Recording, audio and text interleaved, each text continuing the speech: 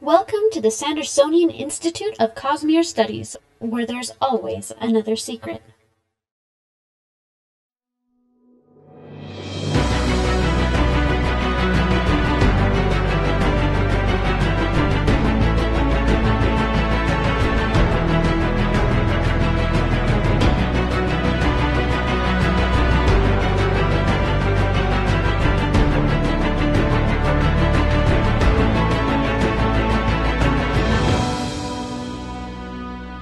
Happy New Year! Welcome back, everybody, to episode 74 of the Sandersonian Institute of Cosmere Studies. Today is January 4th, 2021.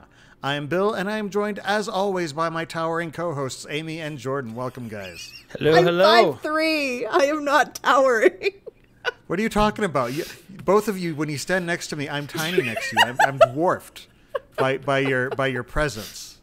By our brilliance, some would say. Brilliant. Yes, something like that. By your light. Before we get started, we want to remind you that the Sandersonian Institute of Cosmere Studies is not a spoiler-free podcast. That means if there is something in the Cosmere you haven't read and you're worried about hearing spoilers, you might want to go read those first, then come back and join the discussion, particularly since tonight we're continuing our discussion of Rhythm of War, this time focusing on Nivani Kalin's plotline. This is the latest Cosmere book to come out, so this is probably where the chances of spoilers are going to be highest. Mm-hmm. So, you might want to be careful if you're sensitive to spoilers. Here there be spoilers. Yar. Beware. Yar. For those of you who listen to the podcast recordings or watch the videos on YouTube, we do want to remind you that it's possible for our listeners to interact with us live via chat as we record each episode at www.twitch.tv/InkeepersTable. We record episodes of the Sandersonian Institute of Cosmere Studies every other Monday night, starting at 7:30 p.m. Pacific Time, 10:30 p.m. Eastern, so please join us, take an active part of the discussion. Just come be here and love the Cosmere with us, because that's what we're here for. This is true. This is absolutely true. Absolutely. Yes. The Sandersonian Institute of Cosmere Studies is made possible by the support of our listeners and patrons. The show will, of course, continue to be free, but if you want to help us out, head on over to patreon.com/Cosmere Studies. Even pledging $1 or $2 per episode really helps us out as we work to improve the show. Our patrons will get immediate access to our Discord channel where you can talk about the show and the Cosmere with other listeners. It's a great community. We've made some good friends, good conversations, lots of memes showing up in there lately, and you can get it's mangoes. A lot of fun. It's great. That's true. There are mangoes. I got mangoes. You'll also get early access to bonus episodes, exclusive access to other bonus content, and other good stuff. Now, just so you know, mangoes is not a guarantee of being a patron. It's just one of the potential side benefits of being in the Discord. Yes. When we can, we try to thank specific patrons as they join. And this week, we want to thank Felix DS. Thank you so much for your help. And we appreciate having you. And just thanks for being part of the show. Mm-hmm. Should we jump in? Are we ready to jump in? I don't know. Yes. There's just not that much to talk about. Okay. Good night, everybody. That's been our show. We'll talk to you. No, just kidding. Okay. So, again, this time we're talking about Nivani Kalin, the Queen of Urithiru. Yes. And it was interesting. They kept referring to her as Queen Nivani because she's no longer just the Queen Mother. She is the Queen of the Kingdom again. She is Dalinar's queen. Yep. And it's really cool seeing this. But first we see her as Gavilar's queen. Which is painful. So we've talked about the prologue already, but Gavilar's a pig. Oh, I mean, totally there's more is. to him than just being a pig, but I'm sorry, the way he treats Navani, he's just... I'm angry with him. Yeah. We're not He's friends. not, no. But it's interesting seeing Navani, her character kind of develop as she's running around trying to keep everything running for this party that Gavilar's built. And every time she tries to stop and take a second for herself, someone interrupts her. You know, she sees this famous Artifabrian, you know, she's somebody that she can actually fangirl over. And fangirl with, you know, kind of about and fangirl stuff. with and geek out with, exactly. And then her daughter-in-law, like, just shoves, makes her go do something else. And so she can't even do that for a minute. Stinking A. Sudan. Ugh. Speaking of being a pig. Yeah. Yeah, she's not my favorite person either. No, not so okay. She did horrible, horrible things during Oathbringer and before. I've got good news, though. We don't have to deal with her. Ever again. Yay. Yay. Although she was pretty invested when she died, so who knows? No. She may show up as No. a Don't do that, Bill. No. We're done with that. Guess who's back? Okay, so again, we already talked about her voyage, the maiden voyage of the fourth bridge, where they went to rescue everybody from the town of Hearthstone. Yep. We talked about her reflections on how much she loved that Chul (cakes). Indeed. Because Dalinar is her Chul cakes. And nobody We will want convince fan me art. otherwise. If somebody can do fan art, that would be amazing. And then, of course, as they're heading home, she's got her little flying bulb Orb thing. thing. Yeah. I'm still trying to figure out what to call it. It's a bathysphere, but in the sky. Yeah. It's a... Yeah, I was going to... It's her sky have no palanquin. Yeah, Yes. I like that one. Sky Palanquin. It's like her Jetsons car. You're just doing yeah. I just realized what she actually has is the cableless gondola from Charlie of the Chocolate Factory. She does. the Wonkavator. What? It's her Wonkavator. I'll allow the Wonkavator. Okay.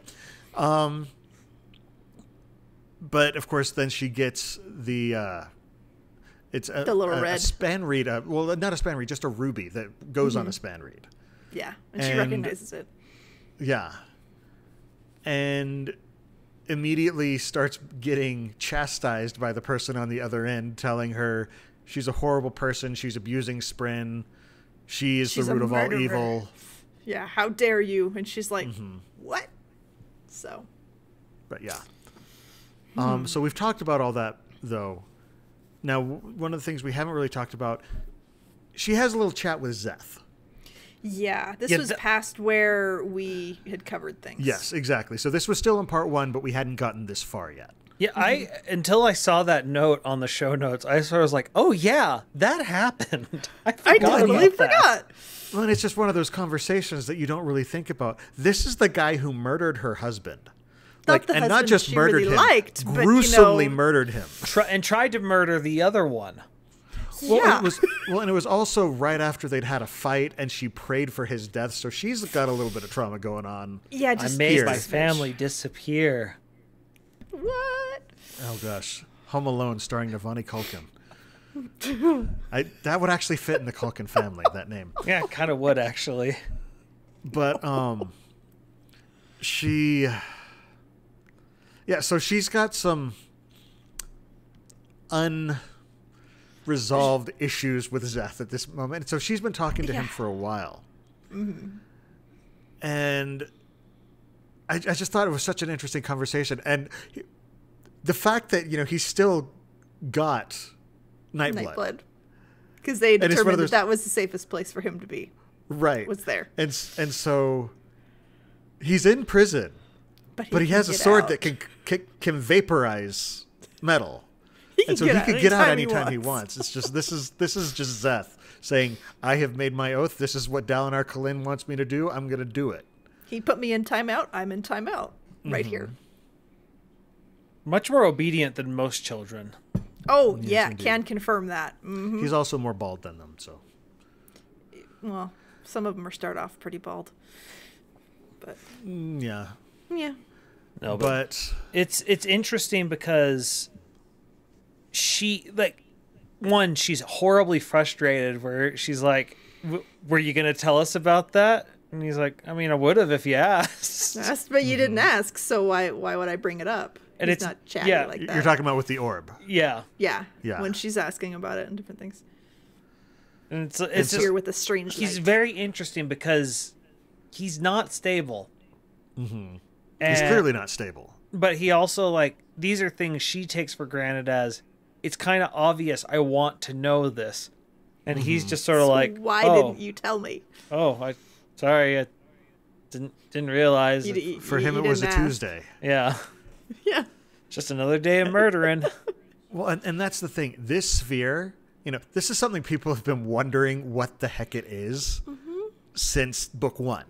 So for 10 years now, people have been like, what the heck was that orb that Gavilar gave to Zeth? And honestly, this book almost feels like Brandon's just like, okay, I'm going to answer all the big questions people have been asking for a long time, but I'm going to introduce a whole lot more. So you get the one you want, but there's way more, yeah. And so, this one, my personal theory had been that it contained another one of the Unmade. Just because it gave off a light that, to me, was very similar to the one when they absorbed, is it Morlock? Morlock. No. Oh my gosh, what's it called? It was the Thrill. The Thrill. The Thrill. He has a name. I can't remember off the top of my head right now. Which apparently they threw into the ocean. To which it's like, yes, finally, someone's thinking. But I'm also just like, that never works. They always try throwing it in the ocean, and it's going to come back. Works. It's just like Captain America. They drag him back out. Except this one's, this one's Nergal. Thank you, Alf. Thank you. Nergal. And so that's what I thought was in it. I was clearly very, very, very wrong. You can be forgiven. We didn't know that anti-light was going to exist. Right. Yeah. So now we're dealing with antimatter concepts, and which made me really happy. Oh, Jordan, I was thinking the physicist inside of Jordan is probably squeeing every other page right now. Well, look, she went into absolute acoustics nerdery. She's like, no, the and opposite. I was geeking out on that. Yeah, and then she's like, that just cancels each other out. And then she realizes it blows up, and then when she makes the Wile E. Coyote bomb for Rabonio, it's just like, so close. Wait, what do you mean Wile E. Coyote? Or because she realized it was destructive, but she's like, wait, she's going to assume, because she already told me she assumes it, that it'll just cancel each other out. And so, but if I give her the one that blows up, maybe it'll kill her, and I can get away with murder for free. Got it. But yeah, so Seth's been, and this thing's just been sort of lying around in a cave for the past several years with scraps, and it's still the same warmth, or same light. No, he's not Iron Man. Oh, no. But and then Nivani ends up giving it to two of her scholars. And thus doing them to a horrible death without realizing it. Actually, a pretty simple death. I doubt they even felt a thing. Yeah, but terrible for the aftermath for everybody else. Oh, the cleanup was awful. I remember being so frustrated when that happened, though, because it's like it blows up, and I was like, but you just got it back, and you just addressed it, and it felt so unique, and you just blew it up. Brandon, you're killing me here. Why would you? No, he's killing them here. But the thing, because of course I didn't realize. Oh, this is something that they're going to learn how to make more of. And why stop? Yeah. What? I said, why stop with one antimatter bomb when you can have? And hear me out. Hear me out here. Oh gosh. 2. This is bad. This is really, really bad. What? It's not like we had in this book people theorizing how war will change once they can, kill tens of thousands at once, and they didn't have that exact conversation, did they? No. Okay, so anyway, Navani's been studying this sphere. Meanwhile, she also goes and she has a chat with her grandson, which is one of the most adorable and heartbreaking scenes in the book. It's also given me a very, very what's the word? Foreboding feeling about a theory that I've got that I'll talk about a little bit later. Because this is full we're focusing on Navani. This is full spoilers for the whole book, yes? Yeah. Okay.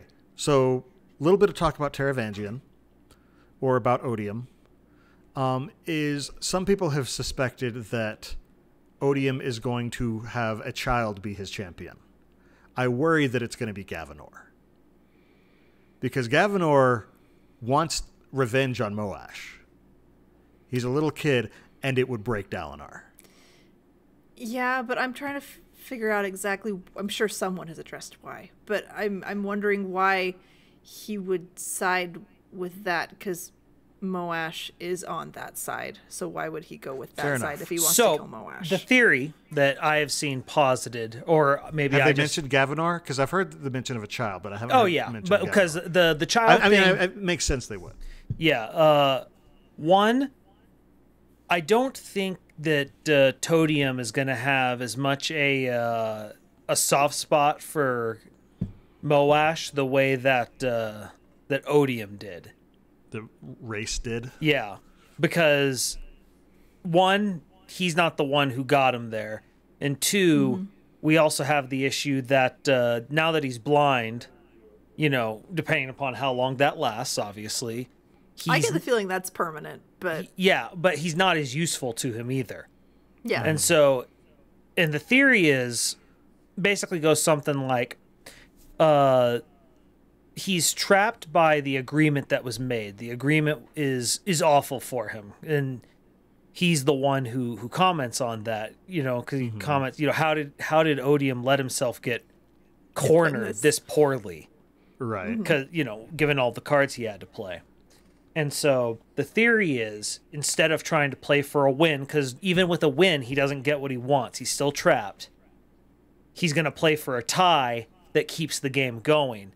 And the tie is going to be setting up a champion to fight that in order for Dalinar to defeat them, he'd have to break his oaths, which could kill the Stormfather, which would put Dalinar in a no-win situation where there's going on. And so to play for the tie, Moash is a very sacrificial pawn. They can be like, yeah, I'll let you kill Moash. Just do this thing for me. Yeah. Okay. I don't know. Anyway, I could see that, but I don't like it as much. That's the theory. We'll talk about that in another. Yeah, that's the episode, theory. Because Is we're gonna have an I've episode seen where we it. talk all about Dalinar and Taravangian and all that stuff that's going down. We're But that's gonna just get sort of the thought that came to my mind when somebody put forward the child champion theory, which somebody mentions that Race would do. Oh, yeah. And so, Yeah, I could see him doing it. I mean, that sounds like exactly one of his hypotheticals. Yeah. Anyway, but right now, little Gavinor just loves his gram. And he likes riding horses. And loves riding horses and tells her the colors of every one of them and points and just chatters like an adorable child who just got to ride horses and it's wants great. to, and he wants to learn the sword with Grandpa and go to war. Because that's Like a good little Alethi. That's what they do. That's how Alethi children do. Yep. Yep. And so, but it really is. It's an adorable little scene, and I was like, I want to see more of Gavinor and Navani. It's just It'd be it's so so cute. sweet. Okay, so anyway, Dalinar and Yasna go off to war in Amul. They take the bulk of the army. Yeah. Thinking we're leaving a lot of superpowered soldiers We'll be to fine. defend. It'll be totally fine. Fine. Yeah, they're just like, what's the worst that can happen? And meanwhile, somewhere, Howard Taylor's just screaming, don't invoke Murphy. Don't do it. And so, yeah, they leave tons of radiance behind. Oh, but before they go, there's a scene that I really liked with where the they all mink. met with the mink. I know. We talked a little bit about love the the Shalon mink. episode. Okay, He's so I fun. love the mink as a character. I think Yeah, he's he's- just absolutely fascinating. Now, He's hilarious. I think he's funny, but he's shrewd. And it's one of those, like, a little bit crazier than he looks, a little bit crazier than he probably is. I love that he just keeps, like, disappearing. Yeah. But I also love how blunt he is with Dalinar. It feels in a similar way to Lopin. He's gonna say it. You know, Yeah. he's not gonna mince words. He's just like, so basically what you want is for me to back you up and tell you exactly what you want to hear. And He's like, Dalinor's just like, well, no, I want to hear the truth. He's like, you're not gonna like it. It's not. It's the exact thing you've been saying you don't want to do, but that's the better. And so and so the mink convinces them to attack Emul to sort of coalesce power in the Azish world. Yeah. And they'll just have to do Alethkar later. Mm-hmm. It's too strong right now. But to Dalinar's credit, he says, I didn't. He's like, I knew I should do it, but I had to hear it from somebody another else. General. Yeah. And so. Yeah, I think they had like an offhand comment how Yasna and stuff had sort of been pushing for that. And which is interesting considering it's her kingdom. But technically it's not Dalinar's kingdom anymore. He is now the king of Urithiru. But it's his home. Absolutely. Yeah. And it's just also the fact that it was taken from them, and most importantly, it is the simple fact that he has trouble letting go. Like, he's a very emotional man. Whereas Yasna's able to sometimes distance herself. Yeah, she's able to just look at it and just be like, what's best for now? Mm-hmm. She's very analytical. I also like that the mink, just based on troop positions, was able to suss out that there's a reason that they're fortifying in these areas that are technically already fortified by the Veden forces, by the forces from Yakavad, because they don't trust Taravangian. They know that he's a snake. Yeah. He's got issues. And so it's a really interesting scene. I also like that as soon as the mink and Shallan and Adolin leave, Yasna sort of lets down her front that she puts on for everyone else, and Navani notices that Wit's there too. Yep. It's just like when she's just in front of her family and Wit, and I'm just like, oh boy. But we'll talk more about that later. The whole Yasna Wit thing in the Dalinar Taravangian From the episode. Navani perspective, though, I find it's hilarious because from her perspective, they've already had to deal with some horrible political stuff with the fact that she and Dalinar got together. Meanwhile, her atheist daughter, so already, strike one, is fooling around with the to use a different name he once used, the Imperial Fool. So not to mention that she's also planning to free all the slaves. Oh yeah, yes. She's just pushing all the buttons. It's fine. And allow and what was it? Start having men write. Yes, I think she's going for all sorts of social change right now. She's like, we're already in upheaval. Let's just do them. Let's just do everything. We got everything crazy going on right now. Let's just rip off this Band-Aid. Just do it now. Be fine. So anyway, the soldiers, the army goes through the Oath Gate, heads off to war, and Navani's kind of, she's ruling the kingdom in Dalinar's absence because she's awesome. And she's doing research and stuff, and she's doing all of her scientific research. And keeps saying, I'm not a real scholar, but let's do some more research. I'm not a real scholar, but let's do more. Let's look into this.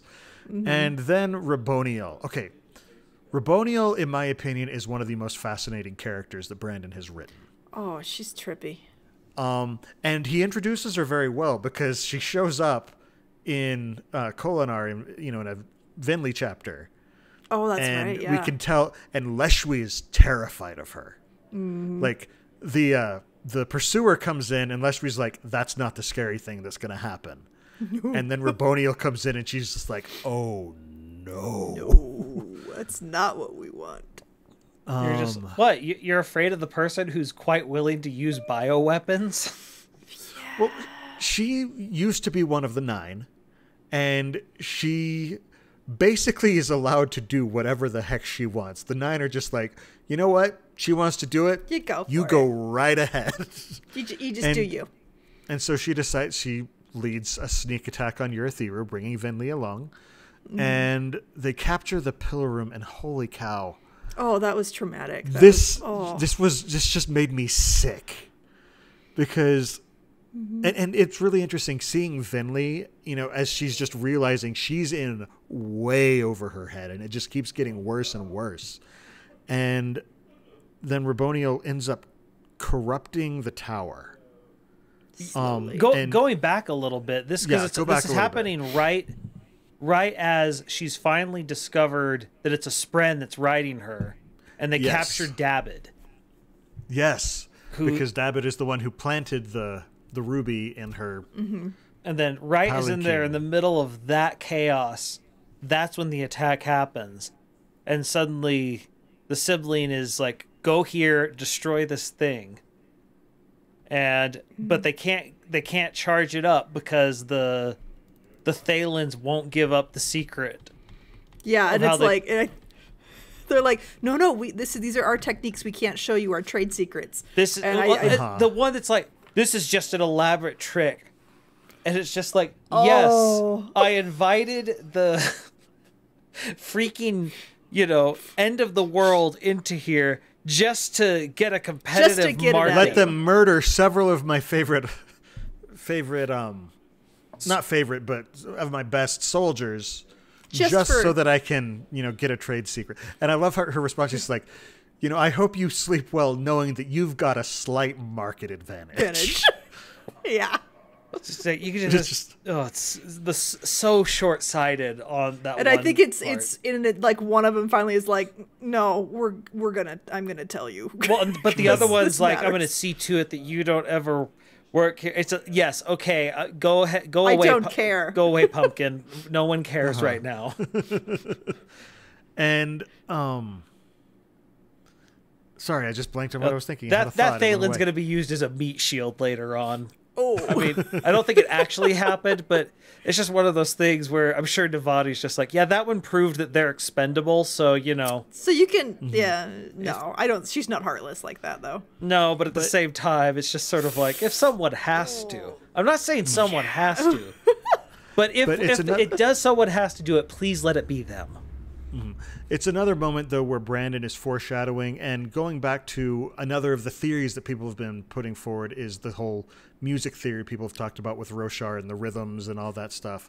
And the trick is that with specific tones, you can conduct Stormlight much easier. Mm-hmm. And, that ends up becoming a big deal later on as through Nivani's research as they're studying. There's all sorts of music stuff in this, and it was just the music geek in me was going crazy too. The thing that I found so fascinating about this is because for the longest time I've heard people talk about music theory, and it's like, okay, well, what is music theory? And they're like, well, the theory is that there's something to do with music in this magic system. Okay, but what? Extent of it. Yeah, I'm like, but what? And there's like, we just think that there's a thing, and it always annoyed me. I'm just like, if your theory doesn't explain anything, it's useless to me, But in retrospect, this makes a ton of sense because we should have seen it coming. And maybe I haven't seen someone who said it, but it makes total sense because in this world, normally sound waves and light waves are two different things in actual physics, and they don't interact at all. But we've already seen with the light weavers that that's not true. That they manipulate waves just sort of in general. And so we should have predicted that the two could interact in such a way. Light and sound, yeah. But that's what Brandon is so good at, is the surprising but inevitable twist. Well, and I think one of the reasons people latched onto it is that there are a lot of other books where music, particularly in the realm of creation, is a thing, going back to the Silmarillion where the world was created with a song. And so I think a lot of people just seeing light connections to that really grabbed on and latched onto it. And again, this is one of those things where Brandon is taking things that people have been speculating about and asking about, showing up in all these word of Brandon's. So this book is almost Brandon's FAQ, and then he just added a lot more questions for people to ask. And so he's like, okay, let's clear up this FAQ, and now what's next? Now we do the next level. So he just went in deep on the whole music concept of it. And so they end up talking to the sibling, which again, another big FAQ thing. Who's the sibling? What's the sibling? Where Where's the is sibling? the sibling? Yeah, what's up with that? And what And the so, of sibling course- is annoying and petulant. They're The sibling kid. is a child. It's Yes. true. They're a kid. Well, but that was actually, like, as much as they annoyed me, they fascinated me to no end because they remain childlike, and the thing he keeps constantly harping on is anytime Navani would logically convince him of something, he would get so pissy about it. Whereas, oh, you humans are always so clever with your words, and it highlights the spren-like nature of them, because the Stormfather was the same way with Dalinar, Yes. where And since the bond, the Stormfather's been growing more and more complex. And so who knows what's going to happen with the sibling as well. yeah, and so this we're seeing. She gets to raise another kid. Well, and more know, importantly, we also know that the sibling was harmed. It looks like inadvertently, but was harmed by their previous bondsmith, by Yes. the capturing of Ba-Auto Mishram. We still don't know why. Speaking of new questions. Yes, Yeah. but there was a definite feedback loop there, and so if any spren wouldn't trust humanity, this one makes sense. And so even though Yeah. they are being petulant and they are being childish and being very petty about things, it's one of those, I don't like it, but I get it. Yeah. Now, I'd like you to point out that, she just sort of makes some machines you don't like, whereas the other ones are trying to unmake you, which I still don't know what that So, means, yeah. but it sounds unpleasant, and you don't seem to think it's pleasant, so could we move this along here? This one, she's willing to work with you. Maybe you should talk to her nicely and figure it out. Which they do eventually. But I loved you're how many scenes there were with David and seeing more of him. Which there was more of that in Kaladin's section, but there was some with Navani. Yeah. So I liked Yeah. seeing more about David. No, I'm still trying to figure out this whole making me join the unmade. It's just like, okay, so if making the sibling join if corrupting the sibling could make it join the unmade, what are the unmade? It implies that the other unmade might be other siblings. Other Godspren Oh. or something similar. Siat-Anat's, we have a viewpoint from Siat-Anat, and she refers to herself as a god. That's true. I'd forgotten about that. And so it'll be interesting to see what comes of that. This is one of those questions that it's just Raffo. It's Raffo all the way down. Yeah. And so so basically we'll have to wait at least 3 years to find out the answer, if not more. Who knows what what's going to be reserved for the back five. There's always more. It's, But yeah, so the complicated. sibling doesn't really trust Navani, like you said, because the sibling basically doesn't trust humans because of what happened with the whole capture of Ba-Auto Mishram. But she's better than being turned into one of the unmade or joining the unmade or whatever's going to happen. And so she basically, through a series of there's all these garnet veins in the walls of Urithiru, and she leads them like if you follow the track lighting to the emergency exit, you'll So here, and here. Exactly. And so she leads her to a special room, teaches her how to open all these doors that they didn't know about. Yep. Because who knows the tower better than the tower? Yeah. And that's the thing that we learn, is that the sibling is the tower itself, which I find very fascinating, because it's almost like the sibling is the shard blade, but really, really, really, really big. The tower is sort of the shard blade form.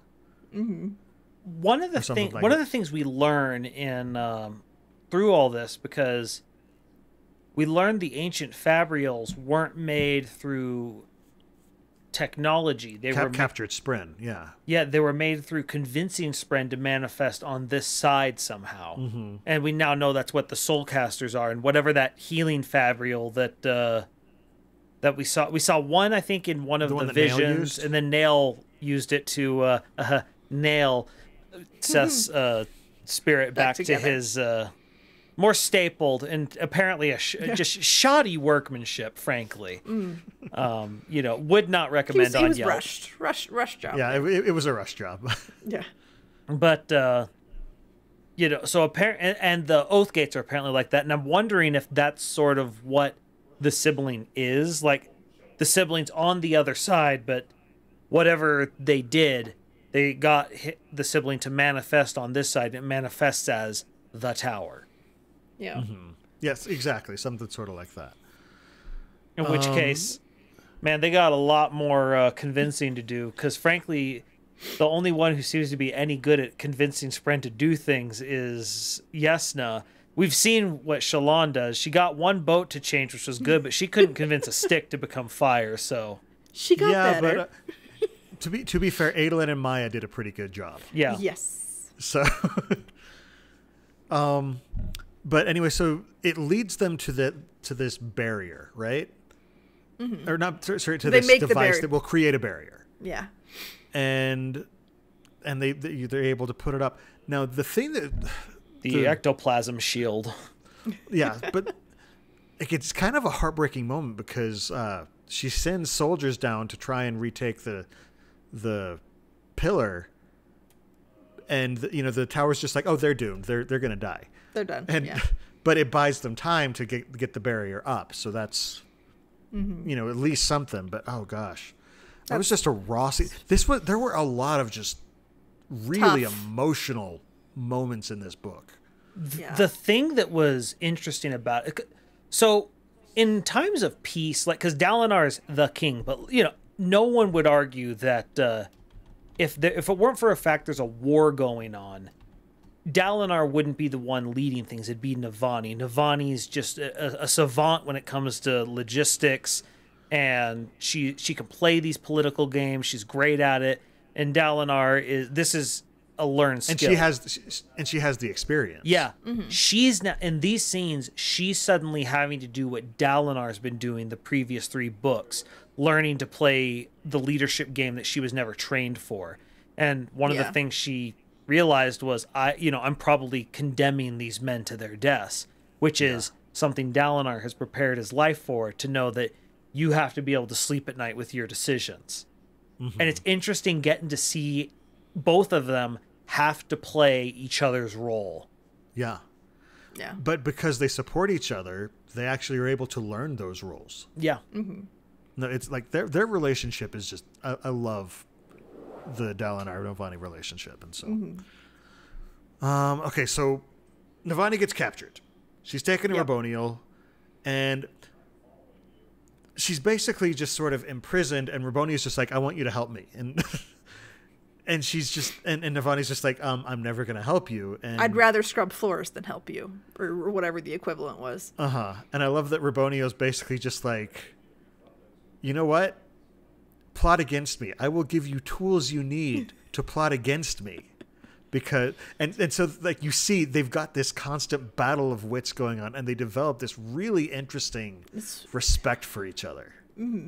Well, the thing that's most interesting about it is it's clear that Rabonio has more respect for Navani's capabilities than Navani does.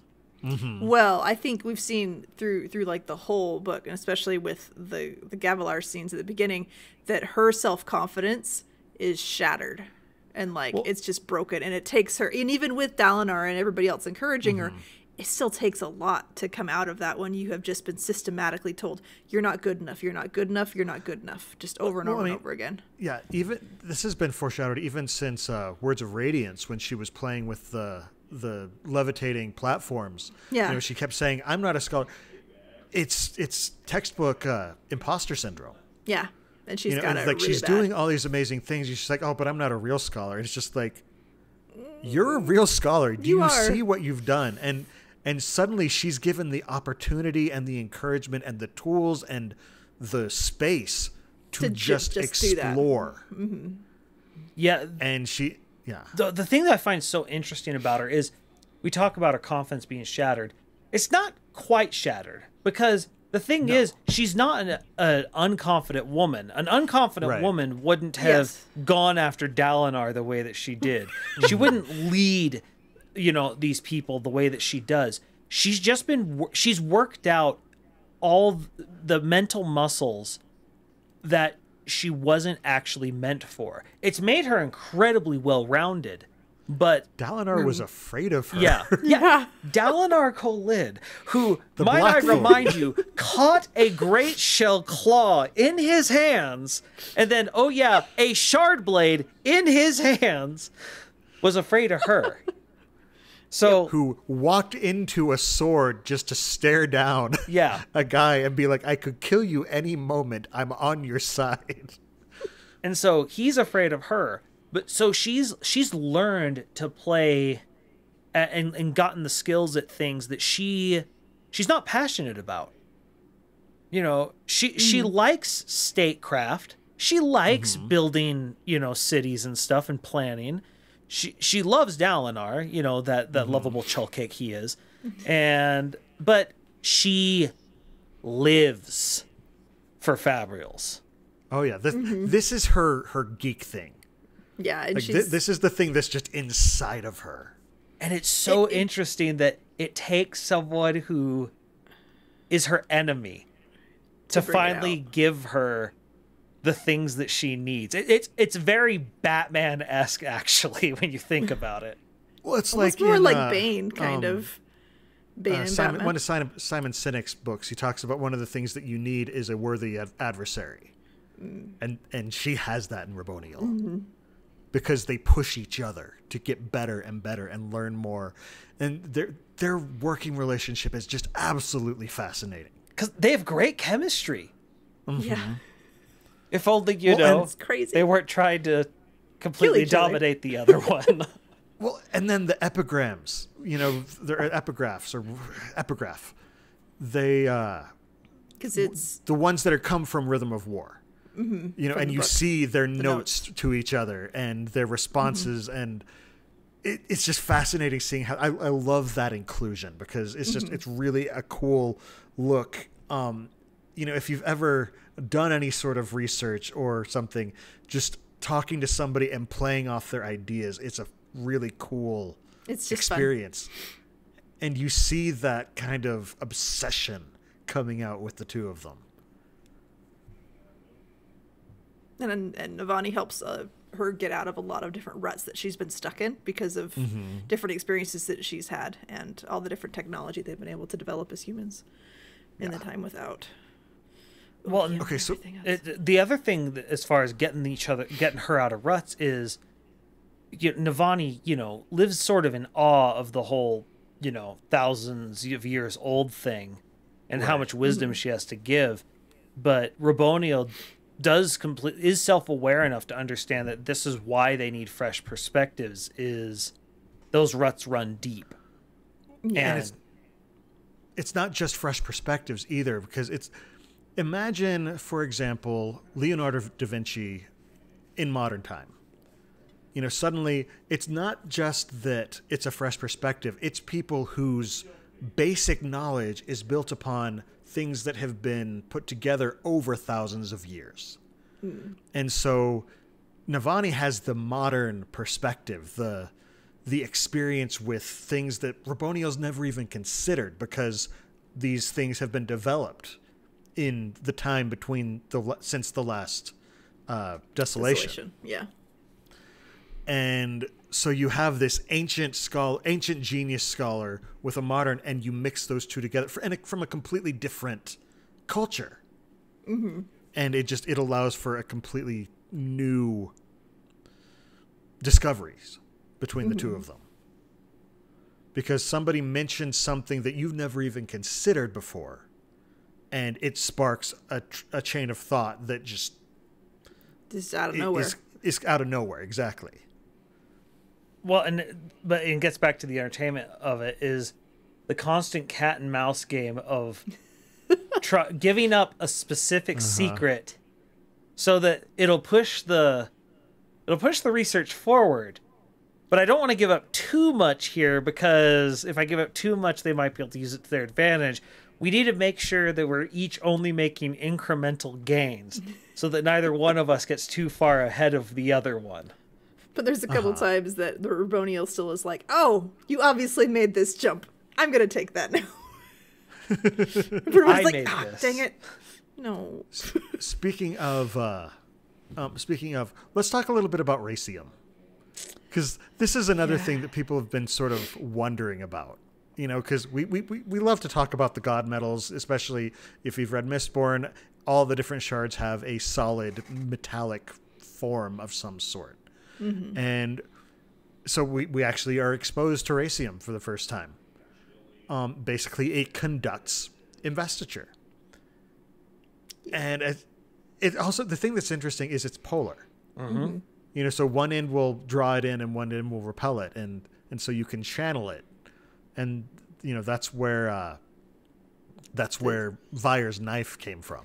And it makes a lot of sense that it's polarized from how we've seen how race does things with emotions.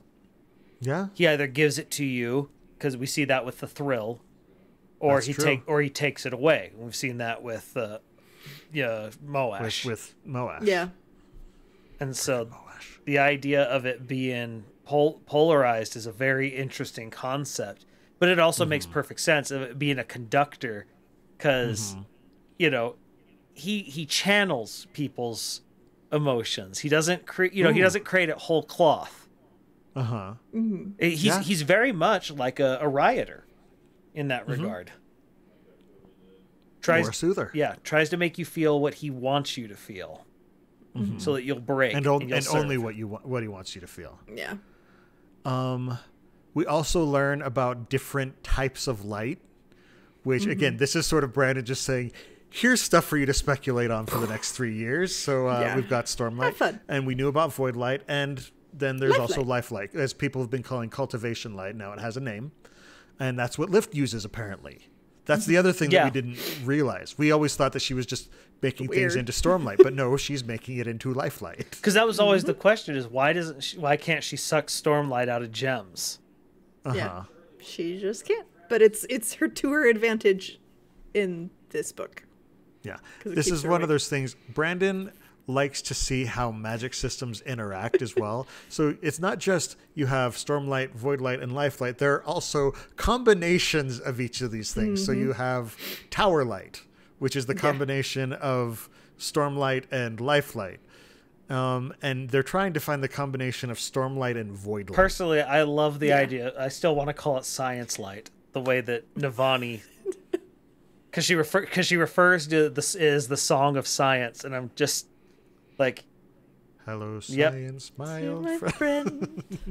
I want that, but I do like the combination of calling it science and war, of the two combinations that were given, because we've always wondered what is the combination of honor and hatred, like, because those two things do seem somewhat diametrically opposed, but it sort of has this idea of this honorable duel almost. I'd almost say obsession. Yeah. But war can be like that. That war can. It's true. You have to, to prevent it from going into just pure savagery the way it is with the thrill. It's 'cause it ceases to be war once the thrill's involved. It just becomes butchery. It's just slaughter. Yeah, that's true. Yeah, and so there's this weird line of both sides sort of agree to not do certain things, even though we're trying to kill each other. And it's like when they call it the rhythm of war. And I'm just like, son of a gun, it seems so obvious in retrospect. Why didn't I think of that? And calling it science, the idea of cultivation, of making something grow along a path, but within bounds, which is honor, that's science. I would call it civilization. Yeah. Well, from Nivani's perspective. Yeah, fair enough. Did we ever talk about Life Light plus Void Light? Did they ever talk about that in the book? They did not. Okay, so they never tried to combine those two. Yeah. And then we also find out that there is an anti-version of each of them. Yeah. that Hard to they keep track when there were so many. And if you mix them together, it goes boom. Boom. Out the boom. And so this is basically what Rabonio wants, is help her figure out how to combine these two.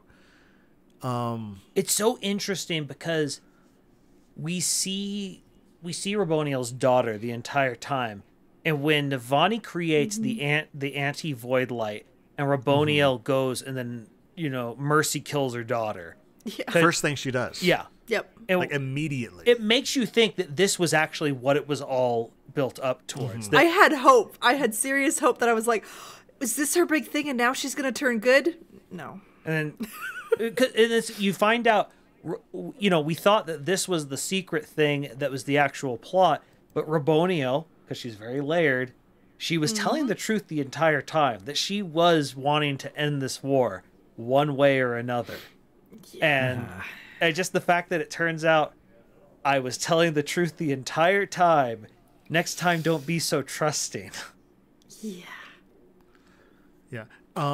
Dysgraphic Programmer in chat mentions raises an interesting question.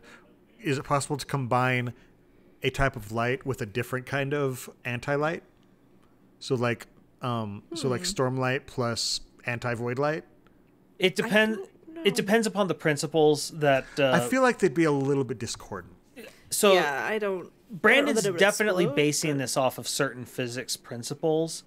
And basically, if it behaves like matter-antimatter reactions, because obviously there's protons, antiprotons, there's electrons and positrons. Well, if you tried to get an electron, which is negatively charged matter, to interact with a antiproton, they would end up repelling one another. That makes sense. Just with the electric charge that it ends up creating. Okay, no, that makes sense to me. And so I don't think they would react to one another. I think it would be the oil and water reaction that Rabonio kept talking about.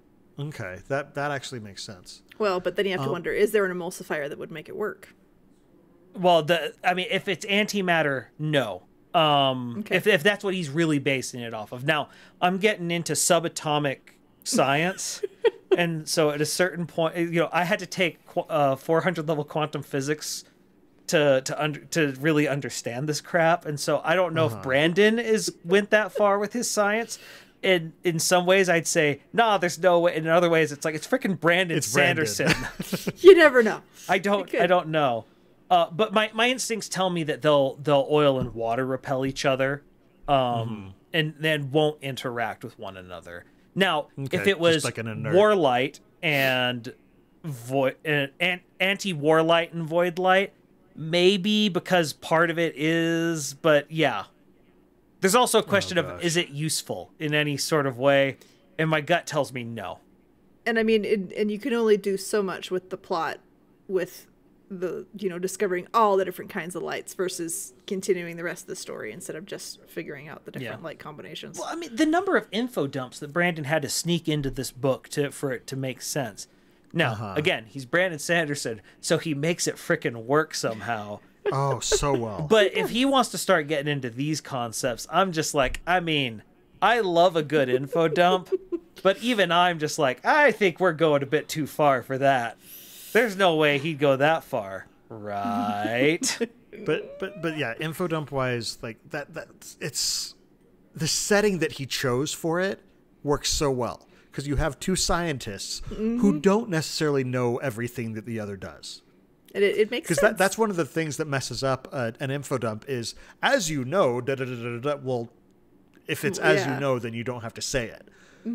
They don't, they each have very, very strict and specific, not strict, exclusive knowledge to the other. And so it's a perfect place for an info dump for us. The other thing that makes it interesting is their competing philosophies on things. Because they're not just, two scientists from similar but different fields. They're also people from different cultures. And so, like, the one that I loved was the conversation where Rabonio sort of just says, well, that makes sense because, this isn't your world. You're not of this world. And she's like, yes, we are. I am a child of I was Roshar. born here. Yeah. It's like, I was born it's like here. my ancestors have lived here for thousands of years. Yeah, and then on top of it... When do you get a count, yeah. And then she's able to show... It's like, look, Odium doesn't come from this world, but his light has infused it. Right. Like, by that same logic, we're children of Roshar as well. Fascinating conversation. And even Rabonio was sort of like, Huh. Yeah. So meanwhile, Navani's trying to convince the sibling to bond to Radiant. You know, she's like, hey, we could use another bondsmith. That'd It'd be great. really nice right now. And but unfortunately, the won't do sibling it. doesn't trust humans. So she suggests, because she's been chatting with Kaladin via the Garnet network sort of thing. Now we'll talk about Kaladin and his whole Die Hard reenactment against Moash Gruber. In next week's or not next week, 2 weeks from now. But so she's been chatting with him and knows that Relaine has been wanting to bond to Sprin. And hey, what about a singer? Right there. And of course, Brandon's just sending out this enormous red herring for us because It's fun. Because in the end, that does not happen. No. it was close, though. Of course, then Navani finds out that Rabonio has been listening to everything she's been saying. So when she tells Kaladin to go protect a node of this magical shield, they know, that's where we go. That's how we're going to go directly get it. there, and Kaladin has to take the long roundabout route so he's not spotted, and makes it tough. Gosh. But yeah, like you said, Jordan, the sibling is very obstinate and just like, I'm gonna argue. We're using all the good thesaurus words today. I'm an English major. I got to use them somewhere. Yes. And then Nivani tries to kill Rabonio. Yes. Because they figured out. So the anti-void light, that whole scene where they were discovering it just played out so cinematically in my head. Mm-hmm. Like I didn't hear actual music, but I heard music, if that makes sense. I didn't hear a song, but there were like rhythms and I heard drums going on, and I'm just like, okay, this is really, really, really cool. I can imagine a very cinematic montage. Oh, that would be awesome. Of them singing and the music building and just all this really epic stuff happening. And I can imagine it being amazing on screen. Mm-hmm. And so they figure out that, because it's like they're teaching each other music and finding a harmony in these completely, seemingly incompatible rhythms and songs. I like pulling in the fact that Navani is musically trained. It makes sense. She's lived this life. She's done these things.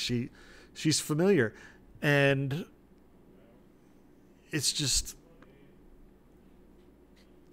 It makes sense, and it's just, and so like having her sing with Rabonio and them playing off each other and her starting to actually recognize some of the rhythms and actually figure out what the slight differences in intonation are that make it work is just an absolutely just beautiful thing to me. Part of me that loves just, pushing the Cosmere together wants to know, how dangerous now is someone with perfect pitch who learns this science? Someone with perfect pitch who can also burn bronze. Yeah. Hello, Wit. Just because you hear the rhythms, you have perfect pitch. You can do. There's some definite power going on there. Yeah. Sorry, I'm just trying to figure out where to go. But yes, next. I mean, so Navani does a couple different attempts. Like she tries to blow her up that one time, right? But that doesn't work. Tries to trick her into blowing herself up. Pulling from. Actually, that's spoilers for a different series, so never mind. But and then she also tries. Oh no, it's a later thing. So it's towards the end fight that she tries the pain reel thing, right? Okay. Yeah, that's her second trap. It's such a good trap because it's a trap where she is not free from the consequences of it, which was the reason the first one sort of like, you know, she needed she couldn't guarantee it. Yeah. And this one, she's like, I'm already ready for it. So I know exactly what to expect and can make myself get back up and proceed with the rest of the plan. And that's the thing, is she's not surprised by it. Mm-hmm. You know, she knows what to expect, so she can push through it. If it catches you off guard, though, it can drop. Oh, it's terrible. Yeah, pain is it's a thing. It's gonna surprise you and knock you out of your focus and everything else. And she's learned it down to she knows which muscles are going to be the ones she won't be able to do it. So she knows what else she can do. It's so good. And it just, once again, it's just, if you have the last name Kalin, apparently you're just tough as nails and a mean Mother Hubbard. Well, Renarin, he's got his own toughness in different ways. I mean, look, he got stepped on by a friggin' mountain. Yeah. Like, yeah, he also was he could heal back from it, but it wasn't a pleasant experience. And he just walked up to it and just said, well, I have extra lives, might as well use it. Let's do this. Oh, man. Okay, so Moash ends up coming down when after all of Kaladin's crazy stuff goes on upstairs. Moash comes down for the I'm gonna for get Nivani. The last of my revenge. He's like, I'm just gonna wipe out the whole Kalin clan because reasons.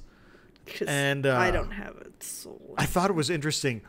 At this point, you know, Rabonio is in rough shape. Yeah. And she attacks Moash to save Nivani. Yeah, he steps over her and she grabs onto his leg. Which is, again, Rabonio is an absolutely fascinating character because she's thinking clearly. She's not blindly following Odium. She's not blindly doing anything. She doesn't do things blindly. That's just not how Rabonio rolls. The other thing that's interesting about that interaction is Moash keeps telling all the singers Moash is right this entire book. Like, he's evil, but the entire time, as far as being effective, he's like, nope, don't do that with Kaladin. Not gonna work. Don't do it. Don't do it. Don't touch him. Why are we leaving this queen alive? This is dumb. Why are we doing this? Don't do it. Yep. And he's just, I bet it was a very frustrating experience for him, as he's genre savvy, but he's low enough that he doesn't have the ability to stop everyone else from making the wrong decision. You're just like, you just have to watch guys, this evil plan doesn't work unless we listen to me. Come on. It's the one sane man trope. Yeah, except, evil. So, we don't feel too bad about it. But I just do think the entire time he's just like, the Scar, I'm surrounded by idiots. Yeah, he's just like, guys, trust me, I know this guy. Don't do You it. want to listen to me. But also, again, Rabonio's motivations are her own. Mm-hmm. And so she doesn't necessarily just want Odium to win. She wants her people to win. Yeah. She wants whether the that's war under over. Odium or yes. Whether that's under Odium or someone else, she just wants it done. She's tired of it. It's been thousands and thousands of years. Mm-hmm. And so she, after Navani has tried to kill her with what was left of the anti-void light and the dagger that she used to kill her daughter. And it's still stuck in Rabonio, I think, or something like that. And so that's how Rabonio shoves it into Moash. Is that right? I thought she clawed her. She did claw. That's right. There's too many motions. It's already time for a read. I'm actually in the middle of a reread. I need to do my reread, but Christmas happened. So Rabonio attacks him because at this point Navani is talking to the siblings. She's like, "Okay, you know what? You gotta let me bond me." And she's like, "No, I won't do it. I won't do it." The sibling and she they track down Relaine kind of, and she's like, "He's right there," and it's too far away. Mm-hmm. And but is it because she knew that there's a burst of investiture each time somebody swears an oath? Or remind me why she was like, we need to bond right now. I think she probably blanking has. right now. I don't know that it specifically states it, but I think she's seen it enough times, and she's trying to help clear out the void light. The siblings, like in the later after they destroy the third of the stone things. The stone things. Like at that point, any conversation with the sibling is like talking to someone who's half drunk, right? Because the sibling isn't quite all there at that point, super tainted. But they're like they found the last one, and they're like, it's gonna be over. Like the shield is their shield is down under, and the whole thing is it's just like it's now. Like we have to do it now. It's not about the effect. It's just that if you don't bond now, game over, man. Game over. It's done. And that was Navani's whole thing. It's like, you just want to bond with me because you want to live. And her reply, don't you? Don't you want to do that too? And she's like, but you're human. I can't trust you. She's like, we can talk about issues you have with me. You can't talk with them. They're going to unmake you. Well, because that was the entire problem with the first pitch that they made. Just stop using Fabrials. The Fabrials. Who is this? Why should I listen to you? How do I know? Right. Let's build up a rapport and we can discuss things. Give me some actual reason why I shouldn't, not just because I said so. And it's like the authority principle doesn't work when I literally don't know who you are. Yeah. Right. I'm sure if it would have been very different, if it's like, well, I'm the sibling, I'd be like, oh, okay, we could let's talk about this, but wouldn't tell him.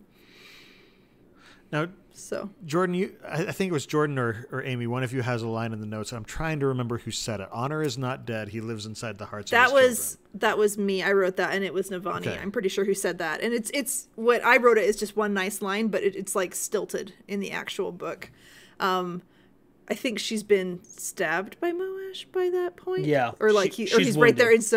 And she's trying to finish up and get the sibling to agree, and the sibling's like, well, there's just still being obstinate about it, and then I think that line kind of gets the sibling to go. I think it was maybe. The sibling said something about the reason they can't trust humans is because honor is dead, and that was the only thing holding humans back. And then she says, "Honor isn't dead; lives in our hearts." And then she starts singing the rhythm of honor. Oh yeah, she starts singing it. Yeah, and it starts pushing out the void light. Okay, and that's what gets the sibling to start listening, and then that's when we get the sound of science. Now, this is a multiple Brandon Avalanche book. I feel like there were a few different ones. We started on an Avalanche of this book. That's fair enough. It's we like started Avalanche, on an Avalanche of the previous year that we didn't see. Goes downhill, and then it goes up, and then more Avalanche. But so she starts saying the oath. We have the whole say the words stuff with Kaladin, but this is just Nivani saying the words, and it's just like, you've got to accept this. And finally it does, and she looks at Moash and delivers the most epic line that I'm not going to say properly because we need to keep our family-friendly rating. But Journey Before Destination, you dastard. You used a D, right? Yeah. But yeah, it was just one of the most epic moments. And then just like so her staring down Moash, the guy who murdered her son. And has taunted her and everything else. With the most venom she could possibly summon in her voice, staring him down, finishing the oath, and exploding with light. I just realized it's not just staring down the man who murdered her son. The man who murdered her son holding the blade that murdered her husband. Yeah. Mm-hmm. I forgot about that. Yep. Holding Jezreen's honor blade. Mm-hmm. And, except no, because he wasn't stabbed with the honor blade. He was pushed off a... Yeah, but, his eyes didn't burn out, did they? I don't know. But the blade of the assassin who murdered him. Anyway, but it was just an epic scene. Mm-hmm. And it was resolved with talking. Well, and not only that, it ended up taking away all of Moash's protections against his worst fears and feelings and emotions. And so it just broke him. Yep. And he runs away. Fleeing. Mm-hmm. This is his second time running away in the book, too, because earlier With Renarin. Because suddenly the tower is now dampening everything that Odium has used to block him, and he's feeling everything and just has to get out of there. He's got a lot to deal with. But yeah, Brandon. Like, just that line. As soon as I got to that line, I'm just like, well, there's the line of the book. That's the I am unity. That's the you can't have my pain. Yes. Of this book. I also love the echo, but opposite echo that she gives to Kaladin's earlier line. Honor is dead, but I'll see what I can do. Her line. Honor is alive as long as it's within the hearts of men. Honor is not dead. He lives inside the hearts of his children. Yeah. Yeah, it's very different perspectives, because you've got Kaladin, who's got quite a bit of cynicism in him, and you've got Navani, who's just like, let's see what we can do with this. Let's hope. Let's find something new. And oh gosh, it's just so good. It was cathartic. It's also a very Navani way to solve a problem, because Navani is someone, she doesn't try to just merely fix a problem, because a lot of times the problem's unsolvable. So she tries to progress to a completely unsolved solution. And so it's a very interesting, it's the culmination obviously of her character arc, you know, and it just shows that she's finally become the complete version of herself. That unlike a lot of the other, because a lot of the other Radiants, it's not that they're denying themselves anything, it's that they are deeply wounded people. And Nivani has her scars, but she's holding herself back in these books. It's not her, you know, it's not like Kaladin, who has this big survivor's guilt. She's heard the wrong things long enough. She's started to believe it. Has ample evidence. Yeah, and she has ample evidence that it's not true. She has everyone telling her it's not true, but she's the last one to believe it. And once she finally starts to believe it, like when she goes on that, like after she goes into a depression because she realizes, oh crap, I botched this horribly because Rabonio played me. She delves into her work, and she has this frenzied pace that reminds me a lot of Shy's last couple days in her cell. Absolutely. Where she has this frenzied madness brilliance going on. Manic genius, yeah. Also similar to Taravangian. Yeah. Cheyenne Sedai in chat mentioned something interesting. She says, I love how it mirrors Oathbringer, how she completes Elokar's oath when they're both threatened by the same person. I didn't even think about that. But it's just like, because that's the line, that's what Elokar was saying when Moash stabbed him, was journey before destination. And she looks at him, she says, journey before destination. It's just like, oh. Yep. Oh. Mama's angry. Yeah. And no, it really is a cool parallel. Speaking of oaths, I'm interested to see if Navani's oaths will be the same as Dalinar's. Because yes, they're both bondsmiths, but they're bondsmiths to very different sprint. Yeah, they do their own thing, kind of.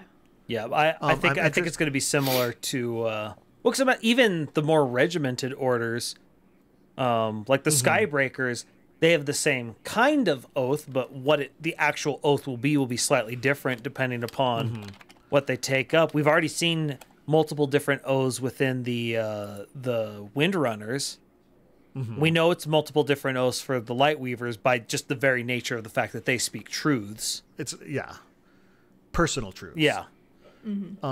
It'll be interesting to see how that develops. I know a lot of people didn't want Navani to become a Radiant. Honestly, the way Radiants work in this world, it's not supposed to be necessarily a super rare thing, it seems like. So I feel like we can have a lot of people becoming Radiant. It just works for me. The thing, I mean, you have to deal with power creep in general too. I mean, it's, power creep. We're dealing with bigger and bigger threats, so you need to level up everybody else. And honestly, who better than the mother of machines to be the bondsmith for the ultimate fabrial in existence. Oh yeah, it Urithiru itself. was fun when she was trying to help get, like, after they get Murray's running, or not Murray's, Vire, Moash, whatever. She's trying to clear out the extra void light and stuff out of the system, and she's like going through, and she can see how the sibling works, and she's like going through, and she's like, oh, that's really cool thing. No, I can't focus on that. I gotta worry about getting stuff cleared out first. But it's just kind of fun to see her thoughts as she's going through it, and the sibling's like, oh, well, how do we deal with that? And she's like, oh, well, that system right there. Just like her engineering mind just does it. It feels very similar to Sazed when he ascends. And he's just, and suddenly he has access to all of this information. Oh, yeah. So he knows where to move Scadrial, and he knows how to change the makeup of the world properly. He based on all the religions, and then he knows about the flowers, and just everything is stored inside of the bracers, and so it's just like he knows exactly what he needs to do. It's been building up to this point forever, and so it makes sense. Yeah, for me, because everyone's like, oh, she could be the bondsmith for the Night Watcher. I remember everyone saying that for a long time, and it always bugged me because I'm like, she's nothing like the Night Watcher. Like, Dalinar's like the Stormfather. They're both these forces of nature, but the Night Watcher, she's nothing like her. That never made sense to me. And then we meet now that we know what's up with the sibling. I think a lot of it was the fact that, the Night Watcher is of cultivation, and the Stormfather is of Tanavast, and they were romantically involved. And Brandon even addresses there have been bondsmiths who were romantically involved with each other, like from those two. Yeah. Just because they're bonded to Sprin of these epic beings that are connected in that way. It just bugged me because I'm just like, that's a bad fit, and it never made sense to me. Yeah. And so I was always, as soon as Brandon came out with the test, and we learned more about the Dustbringers, I'm like, she kind of has some Dustbringer to her, the way Brandon puts it out. Ooh, that'd be interesting because but then it also at the same time it's saying in Bondsmiths, they bring people together, and I mean, she literally did that too, though. So yeah, but we didn't know what was going on with the siblings, so. And Brandon has also said that there are people who would fit in multiple orders, but end up choosing one over the other. Well, I mean, that was literally what Nell had been doing for centuries at that point. Finding potential radiants and then making sure they either joined the Skybreakers or did not proceed. Join the dirt 6 feet under. Yep. Amy, you've got a note in here about a scene on the roof with Dalinar that I'm having trouble remembering. Oh yeah, so it's not a very long scene. I can't see if I can find it. Oh goodness, I thought I had it marked, and now I don't know where it is. It was mostly just that she's standing on the roof with Dalinar, and everything's kind of calm and peaceful again, and they've gotten everybody booted out, which is a fun scene with Kaladin, and when things are better and it's calm, and she's I can't remember if she's like connecting with the sibling and just like kind of seeing things through her perspective through that and other stuff, or if she's just looking out at the landscape. But then she has a thought or something, or somebody comes up to say, we need to duty calls. You got to go take care of all of your queenly responsibilities again. And so there was just, I just kind of liked that little scene. Just a brief happy moment, calm moment. And then, okay, well, I got to go back and do all the work that I have to do anyway, because that feels very true to her as a character and is just that role in general. What I love, it's both of them going off to their duties. It shows that, unlike her relationship with Gavilar, where it was Gavilar did everything over here and then she did everything over there, and they sort of just threw their problems at each other over the wall.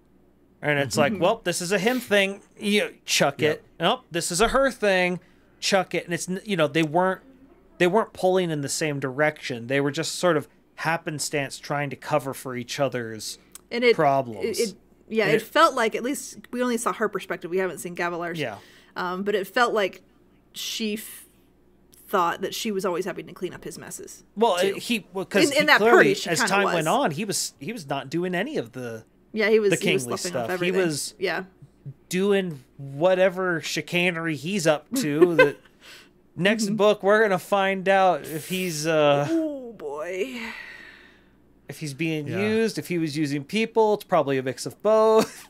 Part of me doesn't want him to be redeemed. I mean, he'll won't probably be. have some redeeming qualities, but I don't want him to be, just because I want to just keep not liking him. I think the way it's gonna go. Who are we talking about? Gavilar. Sorry, I blanked for a sec. Gavilar. Okay. I think the way it's going to go is going to be much more like the Lord Ruler. Nothing we learned in the next two books. He's still a jerk. Yeah, nothing in the second two books redeemed him for, a millennia of slavery. Everything. But yeah, it was one of these things. You're like, and an attempted genocide, or almost genocide with the terrorists. Yeah, nothing covered up for that. But it was one of these things that by the end, Elend was looking back and was like, he really did try and save everyone.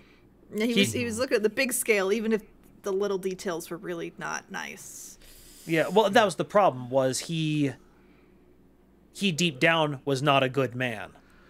Yeah, and I think Gavilar deep down could have been a good man. We see pieces of it. The way they describe him, is sort of the man that they say Ishar sort of was. That's also that's something that Brandon likes to play with, because that's what the Emperor's Soul is all about. Yeah, is that he could have been a good man if he had done a few things continued differently. this way instead of forking that way. Yeah, and so what I think we're gonna see is that he's more someone who had the potential to be great, but he let his vision, basically he kept looking at the destination instead of the journey in front of him. Yep. Oh, that works so well. Nicely done. I'm proud of me.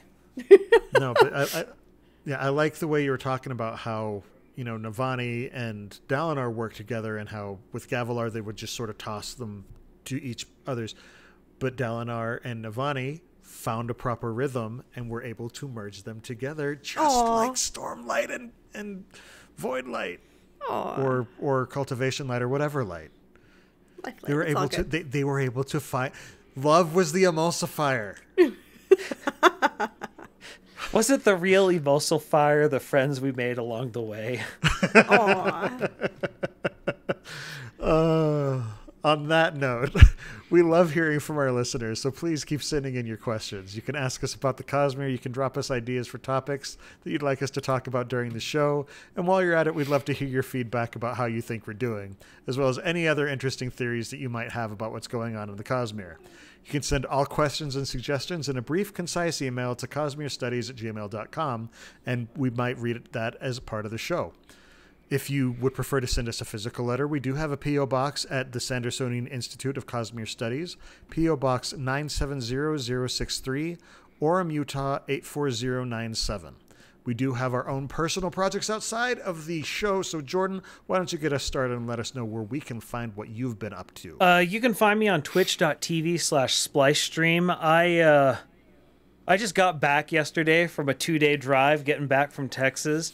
And with my brother, I don't really want to talk about anything that I'm actually doing. Frankly, I tell you guys all the time, I think it's now time for you to put a little work in and find out yourself. I want to instead talk about the fact that on the trip to Texas, my dad drove with me, and I got him to listen to Mistborn, The Final Empire, and he completed it 2 days ago. And on the trip back up, I came up with my brother, and we listened to The Emperor's Soul. I don't think my dad's going to stick with it, but I think I got my brother. He's intrigued. We got him on down the dark path. So dark path is the path of good the work, light. Evangelizing for Brandon, or evangelizing, Brangelizing, perhaps. Anyway, that sounds like a failed thing that we had to do in the early aughts when everything was E at the front. Late 90s, early aughts. Oh man, I love that we're using the word aughts, which is like an archaic word. But anyway, it's better than the zeros. But yeah, good job sharing that with and spreading the good word, as it were. Oh, people in chat want to know what my brother was very intrigued by Emperor's Soul, and my dad So he also had surgery on his shoulder. So part of the reason he was listening to it was because he can't do much else right now because, shoulder. And so Indeed. he said at times he had trouble following through because he took some of his pain meds right before he listened. So he's missing some gaps. He was very confused when Marsh showed back up because he was convinced he had missed something.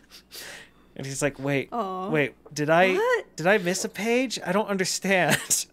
I'm like, no, there was nothing there. That's supposed to be a surprise. He's like, oh, good. Fine. Okay. So I recommended next time he listens to it, maybe don't do it when he's on heavy amounts of pain medication. Heavy painkillers. Do it unmedicated. That'd be great. It's like, did Marsh come in my room last night or no? What? Amy, how about you? Where can we find you, and what have you been up to lately? So my Facebook is Coincidence Cosplay and Props. My Twitter is @CoincidenceCosp because my name is too long. My Instagram is @coincidence_cosplay, and my website is www.coincidencecosplay.com. So I have been embroidering and sewing up a storm, and I've finally figured out the secret of the D4 plush dice. So I did. Huzzah. It was lots of angles and tries again, and I'm so tired of embroidery. What was the emulsifier? Magnus Archives podcast. I was listening to that like the whole time. So horror and making dice, apparently that's my thing. Yeah, so I got them all, and I just need to like assemble them so they're all like just in pieces, and I will have posts up very soon with like the full sets, and it'll be great, and they'll be for sale, and I can actually do that now, so that'll be nice. But in other news, I'm gonna do a better job this time. And my husband, has a website, if you happen to like Magic the Gathering, it's called deckplan.io. And you can build and plan decks with statistics. You can manage and track your collection. It has advanced search tools for quickly finding the right card, and they're having a slowly forming community. And if you sign up now, it's free, and you can have a say in the development. So look it up at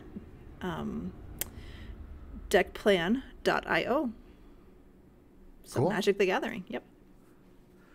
As for myself, I've got another podcast with my friend Dylan. It's about board games, and it's called The Innkeeper's Table.